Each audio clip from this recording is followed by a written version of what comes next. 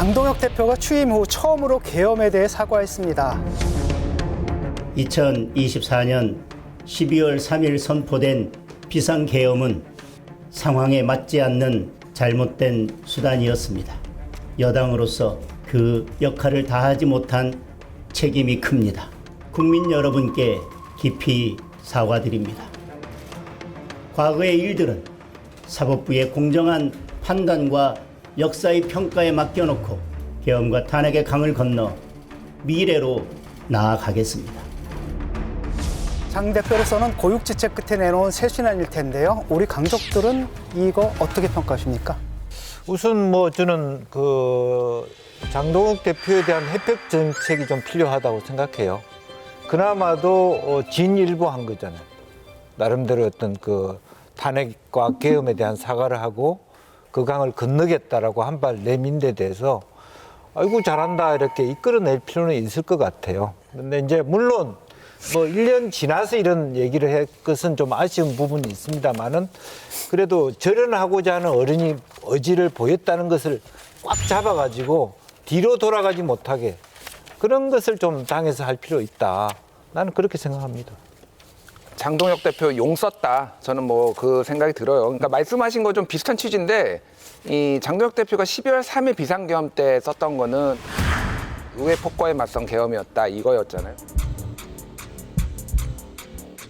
잘못된 수단이었다. 그 표현해 가지고 좀 논란이 있지만 어쨌든 그거를 이제 잘못을 인정했잖아요. 개인의 입장에서는 굉장히 큰 변화가 있었던 건 맞고 그거는 본인의 주된 지지층인 이제 강성 보수 혹은 윤핵인 세력과의 약간의 긴장을 지금 본인이 감수한 거잖아요. 다만 당의 입장에서 보면은 이미 송원석 원내대표가 12월 3일에 이미 비상계엄에 대해서 사과를 한 바가 있어요. 그러니까 많은 언론들도 묻고 있고 국민들도 묻고 있는 거는 윤석열 전 대통령, 윤석열과의 절연, 이 관계 정리를 어떻게 할 것인가에 대해서는 답을 안 했습니다. 그날 기자회견이라고 했지만은 그냥 읽고서 그냥 나갔어요. 사실은 기자회견이 아니었죠. 사실상 이거는 뭐냐면은 곤란한 질문은 받지 않겠다. 내가 하고 싶은 말만 하겠다라는 걸로 읽힐 수밖에 없다. 명확하게 윤통과 절연하고 이런 게 없다고 비난들을 하시는데 이거는 의도된 모호한 표현입니다. 장동혁 대표가 7일 날 계엄과 관련해서 계엄과 탄핵의 강을 건너 미래로 나아가겠다고 얘기했잖아요.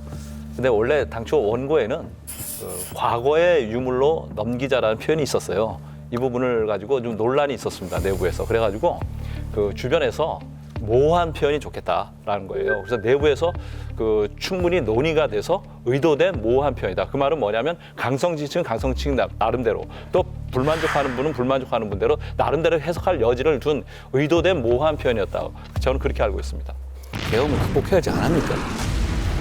계엄을 극복 안 할 거예요?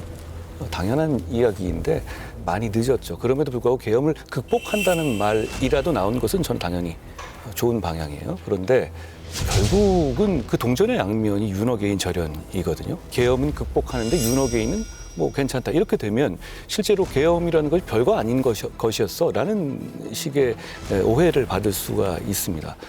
그런 면에서 결국은 저는 윤호개인 절연이 반드시 따라야 한다라고 생각해요.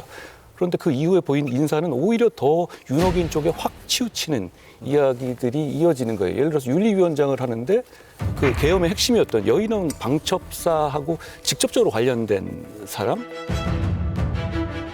그리고 김건희 여사를 추종하는 글을, 낯뜨거운 추종하는 글을 썼던 사람을 굳이 찾아내서 윤리위원장을 선임한다든가 그런 인선이 바로 이어졌고요. 그리고 그 발표를 준비하는 그 하루 전에 저는 이분이 보수 정치를 망쳤다고 생각합니다. 고성국이라는 사람을 당에서 모셔오듯이 공개적으로 당원으로 입당을 시켰어요. 그러면 그분이 상징하는 것이 부정선거음으로 윤호개인 계엄 5호 아닙니까? 그런데 이분을 모셔오면서 계엄을 극복하겠다고 얘기하는 것이 과연 국민들께서 어떻게 받아들이실 것인지 저는 그 점을 당을 사랑하는 사람으로서 우려스럽게 바라본다는 말씀을 드리고 싶네요. 장동혁 대표가 윤통과의 어떤 관계를 절연하려는 의지는 있다는 얘기를 주변에 많이 해요. 근데 정치적 수사로 자기가 명확하게 얘기해버리면 본인이 당대표 경선회 때 지지했던 분을 배신하는 게 되는 거고 또 전환기 씨가 당장부터 이제 배신자라고 완전히 규정은 하지 않았지만 조건부지지하면서 부정선거 나랑 같이 파헤치면 너 계속 우리 편으로 해줄게 하면서 상당히 부정적으로 나오잖아요. 그러니까 이런 부분들까지도 고려하지 않을 수 없는 거죠. 장동혁 대표 입장에서는. 그 전환길 씨 얘기를 했는데요.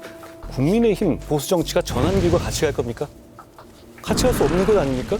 그게 타협할 문제입니까? 둘째입니다.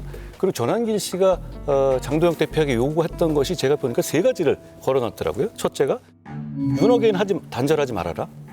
둘째가 부정선거 음모론 파헤쳐라. 세 번째가 한동훈 어떻게든 찍어내라. 이겁니다. 들어줄 겁니까?